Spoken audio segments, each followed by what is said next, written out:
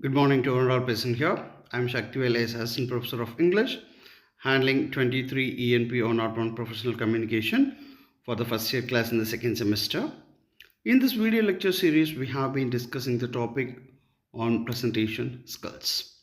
So far we have completed two videos on this presentation skills series, starting from the definition, 4 P's of presentation, planning, and preparations. And until the last video lecture, we detailedly discussed on the topic called preparation, about its objectives and organization of presentation materials.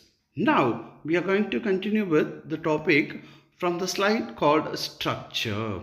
So out of among the three, we started off with this third piece, third type of planning among this is structuring. So what is the structure?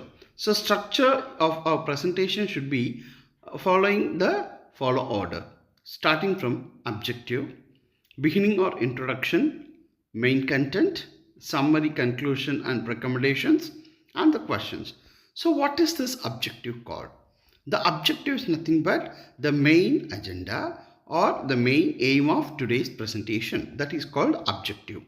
Next, beginning or introduction. It is all us know what is called beginning or introduction. So how do we start? That is called the starting or initiation of our topic. That is called beginning. Next is about the main content, the idea of our topic, or the main idea or the main content of our presentation is being delivered to the audience, the entire content. Next, the summary, conclusion and recommendation. So summary is nothing but the sum up, and conclusion, what is our conclusion at the end of the presentation is as a conclusion, and the recommendations for further reading and understanding what type of recommendation shall be given from the presenter side to the audience is called recommendations.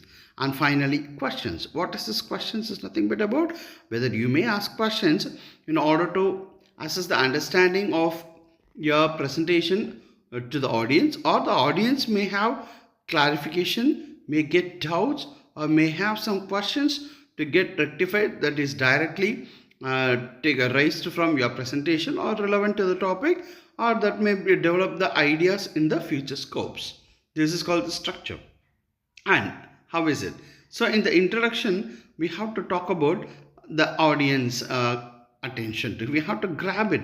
So how shall we grab the audience attention? The audience attention shall be grabbed by giving the important hooks, or else by starting the topic with this catchy passages or phrases. And second is about the main theme. What is this main theme? The content. The main content should be relevant to the topic. And at last is the summary or conclusion. That is called the key takeaways. Okay, that is called the key takeaways or the key message in the structure. And continuing to this, we shall move to the topic slide called visual aids. So what is this visual aids?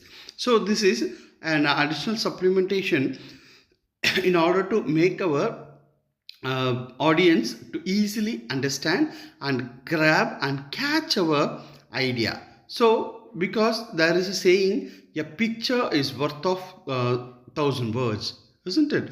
Your one picture can speak more than words, and a silent picture tells a lot rather than the spoken words. That is what the very important thing. So visual aids means which is visually have idea, and along with the audio visual content. Some people may present only pictures, some people may present video as a evidence or as a supporting material. That is called visual aids. And how shall we provide? Use simple fonts, colors and graphs, and use images and clip arts, and 3 to 7 bullets per slide. So here they are also we are also about to discuss the presentation of our slides too. Okay, the presentation of our slides too. That is what coming under this visuals. And don't overcrowd your slides. It will not look professional. What does this mean, overcrowd? So overcrowd is nothing but instead of providing the points in a bulletin form or in a 1-2 line form, many presentations shall be witnessed that the presentation of paragraphs instead of lines or instead of points. Okay, it is simply just make the audience to get irritated or make the eyes tired looking into, because the eyes have to be running into the lines to understand what is given presented.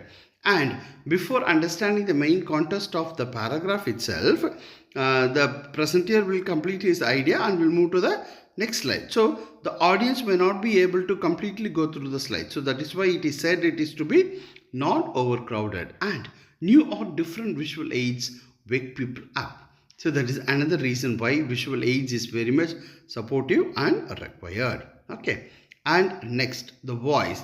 The importance of voice in our presentation. So why voice is very much important? Because the audience may expect the voice to be appealing. Okay, voice to be appealing, and it should not be monotonous or in a single tone. So that is how the voice should be, and it should be very louder, clearer than the normal pitch. Pitch means what? The variations.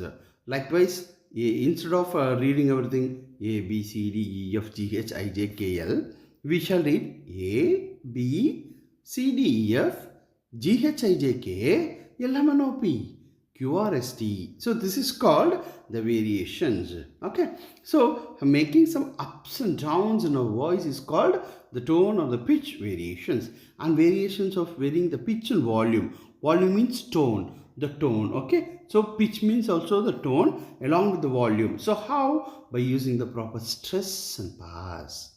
Okay. In Tamil we can say அழுத்தம் திருத்தமாக. Okay. So giving where pass is required, where stress is required. That is how we have to make our presentation. And overemphasize. Overemphasize is nothing but about giving the emphasis to the important points. Okay, when some point is to be strongly conveyed, we have to emphasize on the points. That is called. And next is about the body language. This body language topic shall be continued in the next video lecture series. So now we are coming to the end of the today's video lecture series. Thank you.